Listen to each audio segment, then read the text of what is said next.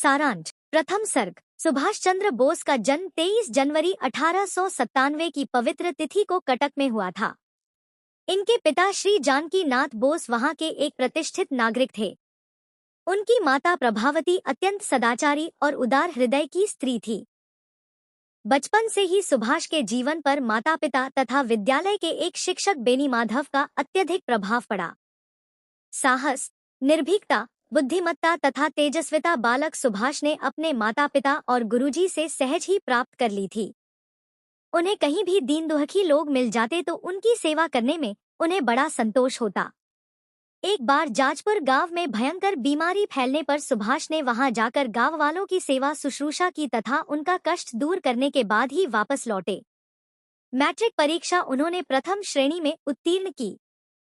स्वामी विवेकानंद का सारगर्भित भाषण सुनकर मृत्यु ज्ञान की खोज में वह घर से निकल पड़े। काशी, मथुरा, वृंदावन तथा हरिद्वार आदि स्थानों पर सच्चा साधुत्व प्राप्त न करके वह वापस लौट आए और फिर अध्ययन में जुट गए। प्रथम श्रेणी में इंटर की परीक्षा पास करके वह प्रेसिडेंसी कॉलेज में प्रविष्ट हुए।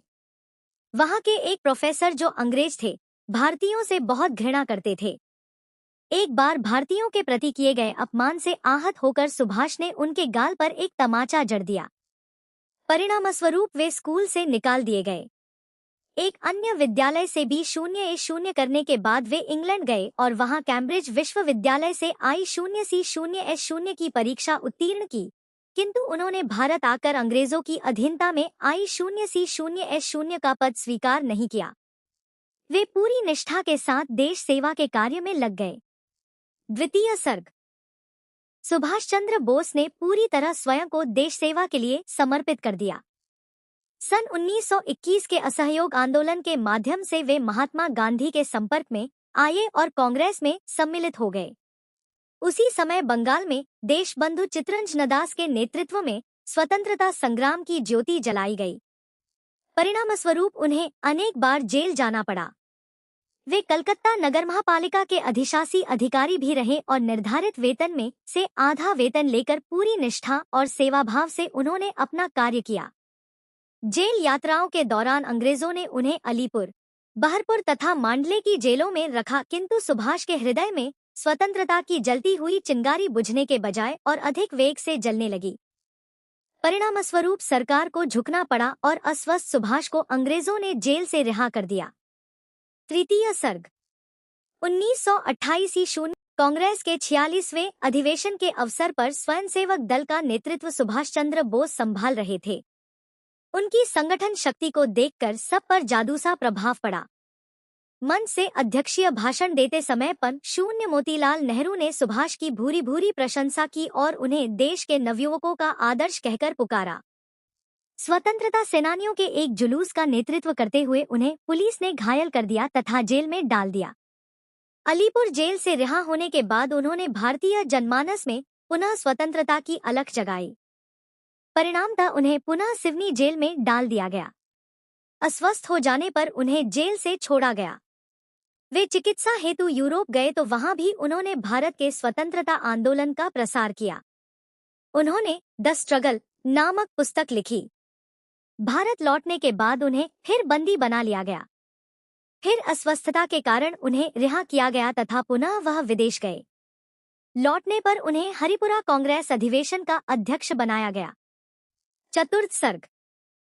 ताप्ती नदी के किनारे पर स्थित विट्ठल नगर में कांग्रेस का 51वां अधिवेशन हुआ। इस अधिवेशन में 51 द्वार बनाए गए और 51 राष्ट्रीय ध्वज फहराए गए तथा 51 बैलों के सजे हुए रथ में सुभाष चंद्र बोस बैठ कर आए। सभा में सुभाष के ओजस्वी भाषण को सुनकर जनता में देश प्रेम की ज्वाला धधक उठी। नवयुवकों में नई चेतना जागृत हो गई। इसके बाद त्रिपुरा कांग्रेस अधिवेशन में अध्यक्ष पद के लिए चुनाव हुआ, जिसमें सुभाष चंद्र जीत गए तथा पट्टाभी सीत गए। गांधी जी पट्टाभी सीतारमैया को अध्यक्ष पद पर देखना चाहते थे। गांधी जी के द्वारा रोष प्रकट किए जाने पर सुभाष ने दिया तथा फॉरवर्ड ब्लॉक नामक दल गठित किया। अपने ओजस्वी भाषणों से उन्होंने जनता को उत्साहित किया। होल नामक स्मारक, जिसमें अनेक अंग्रेजों को जिंदा दफन कर दिया गया था, उसको हटवाने के लिए नेताजी ने बहुत प्रयास किया, किंतु सरकार द्वारा उन्हें फिर जेल भेज दिया गया। जेल से छटने के बाद उन्हें अपने घर में ही नजरबंद रखा गया। इस प्रकार सुभाष चंद्र बोस मातृभूमि की मुक्ति हेतु निरंतर अंग्रेज सरकार की यातनाओं को सहन करते रहे। पंचम सर्ग।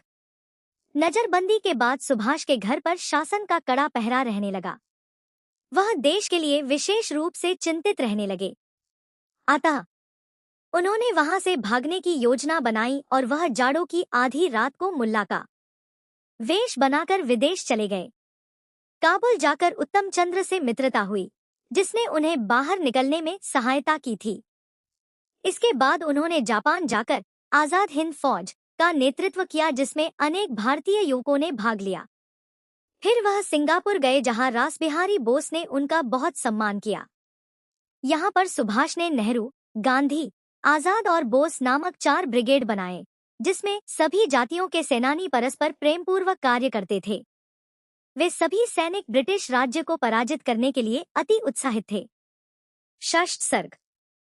सिंगापुर में सैनिकों को संबोधित करते हुए सुभाष ने भारतीयों का आह्वान किया और नारा दिया, तुम मुझे खून दो, मैं तुम्हें आजादी दूंगा। सुभाष द्वारा प्रेरित किए जाने पर उनकी सेना अंग्रेजों की सेना से भिड़ी और उसे पराजित करने लगी। भारत माता की जय, नेताजी की जय का उद्घोष करते हुए आजाद हिंद फौज निरंतर आगे बढ़ती जा रही थी। 18 मार्च 1944 शून्य को यह सेना अंग्रेजों को पराजित करती हुई कोहिमा पहुंची। आजाद हिंद फौज ने मोराई टिड्डिम पर अधिकार कर लिया। अराकान पर भी तिरंगा झंडा फहरा दिया गया। इस प्रकार से विजय प्राप्त करते हुए उन्होंने 1945 शून्य में नव वर्ष को पूर्ण उत्साह के साथ मनाया। सप्तम सर्ग। बर्मा पर पुनः दुश्मन ने अधिकार कर लिया। आजाद हिंद फौज को भी पराजय का मुख देखना पड़ा। अगस्त 1945 शून्य में अमेरिका ने हिरोशिमा तथा नागासाकी पर परमाणु बम गिराए, जिस कारण बहुत से नरनारी मृत्यु को प्राप्त हुए तथा कुछ विकलांग हो गए। जापान ने जनहित को देखते हुए हथियार डाल दिए। आजाद हिंद फौज के सैनिक व्याकुल होने लगे। यह देखकर सुभाष भी परेशान हो गए। जनहित में उन्होंने भी आत्मसमर्पण का निश्चय कर लिया तथा सैनिकों को पुनः उचित समय पर लड़ाई प्रारंभ करने का आश्वासन दिया। सुभाष ने सैनिकों से विदा ली तथा जहाज द्वारा टोक्यो के लिए प्रस्थान किया। उन्हें जापान के प्रधानमंत्री हिरोहितो से भी मिलना था। रास्ते में ही दुर्भाग्यवश 18 अगस्त को उनका जहाज ताइहोक में दुर्घटनाग्रस्त हो गया। जापानी रेडियो द्वारा यह दुखद समाचार प्रसारित किया गया कि नेताजी सुभाष चंद्र बोस अब नहीं रहे। अचानक प्रसारित इस समाचार पर भारतीय स्तब्ध रह गए। यद्यपि आज हमारे बीच नेताजी नहीं है, किंतु उनकी अमरवाणी भारतवासियों को अनंत काल तक प्रेरणा प्रदान करती रहेगी। भारतवासी युगों युगों तक उनके शौर्य, पराक्रम और देशभक्ति के गीत गाते रहेंगे।